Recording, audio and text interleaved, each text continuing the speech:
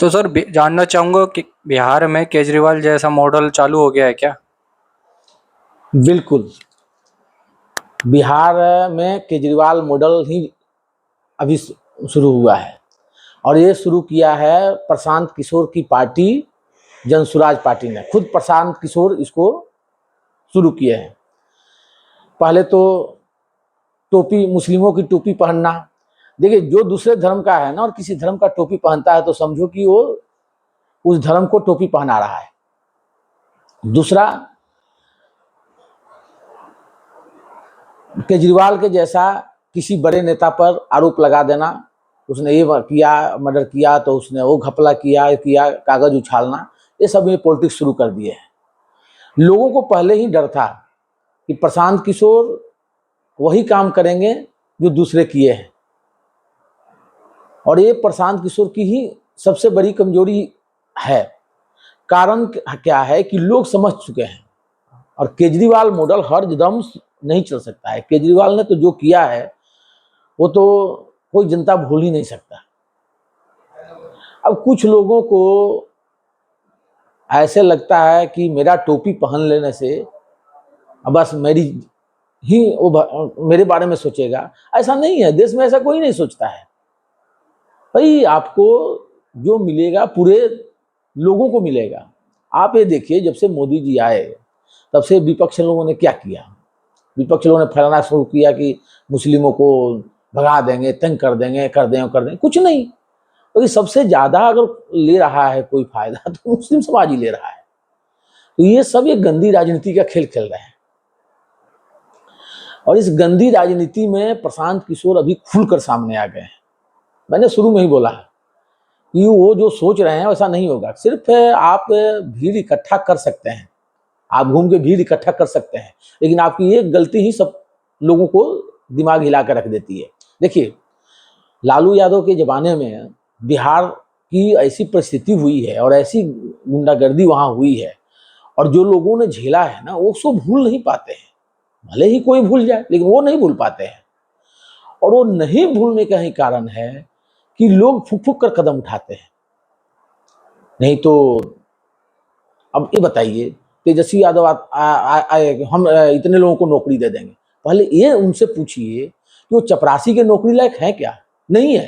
वो चपरासी की भी नौकरी नहीं मिल सकती है, वो नहीं क्वालिफाइड नहीं है। और वो आदमी बोलता है कि 5-5 लाख, 10-10 लाख, 20-20 लाख हम नौकरी कर देंगे, 2-2 करोड़ नौकरी दे देंगे। तो ऐसा नहीं होता है। वैसे ही राजनीति, जो बिहार की राजनीति में प्रशांत किशोर जब एंट्री हुआ तो ऐसा लगा कि नहीं, चलो कोई ना कोई तो एक आ रहा नया खड़ा हो रहा है। लेकिन जैसे ही उन्होंने, अभी समझिए कि अक्टूबर में चुनाव घोषणा होगा, अभी मुश्किल से मान लीजिए 10 दिन बचे हैं, 5-10 दिन बचे हैं। अब 2-4 दिन पहले जिस प्रकार से उन्होंने जो राजनीति शुरू की, ओछी राजनीति, शायद भूल नहीं सकते। कोई भी अच्छा आदमी उस पार्टी से दूरी ही बनाएगा।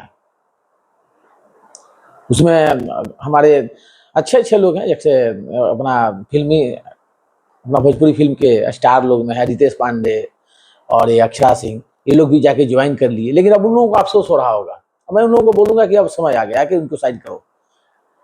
जिस चीज के लिए आप लोग लड़ रहे थे, ये उस लायक नहीं है ये बंदे। ये वहीं के वहीं है। अरे खुलिया में जो घोषणा करता है कि जहाँ से अगर जो है महागठबंधन मुस्लिम खड़ा कर देगा, वहां से मैं अपना नहीं खड़ा करूंगा, बशर्ते कि वो भी ऐसा करे।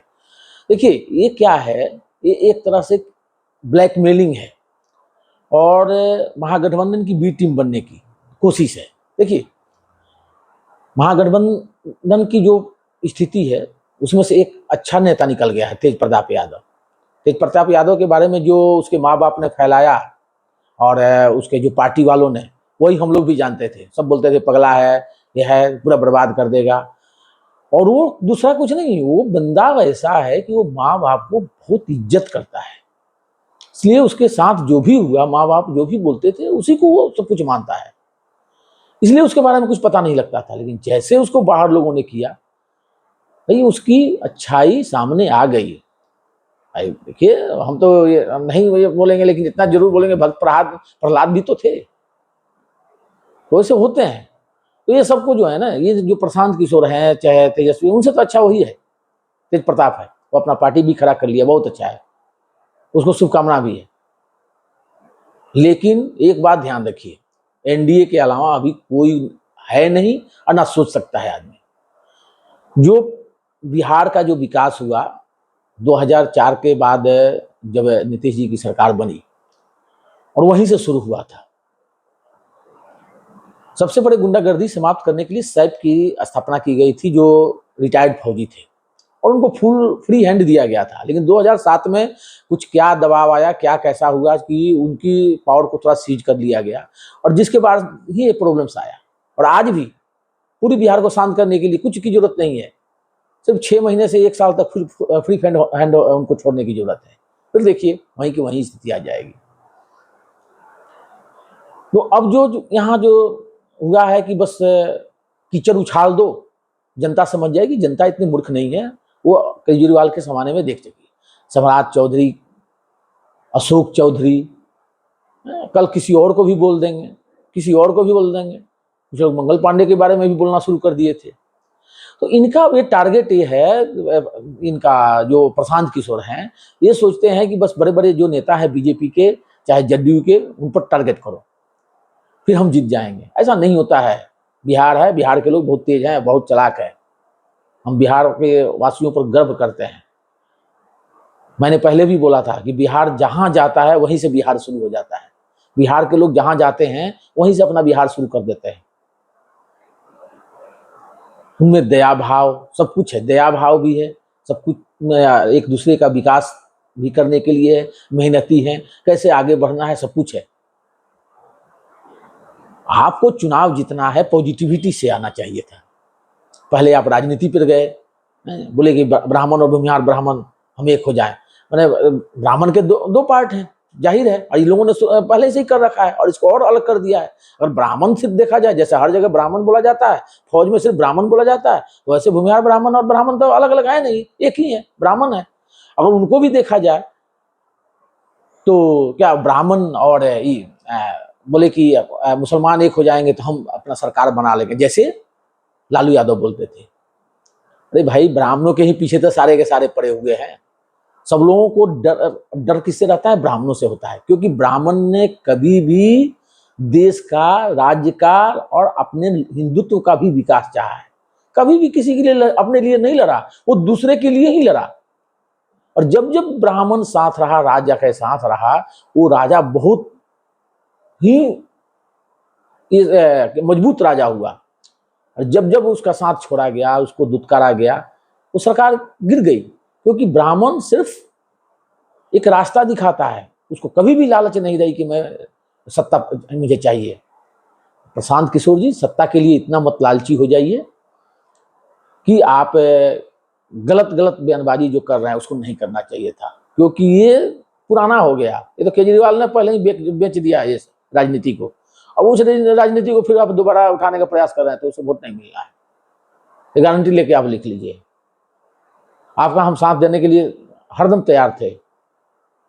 लेकिन आपकी स्टेटमेंट जो है ना, हरदम जैसे जैसे बदलता चला जा रहा, मुझे बड़ा दुख होता है कि आप उस लायक हैं ही नहीं।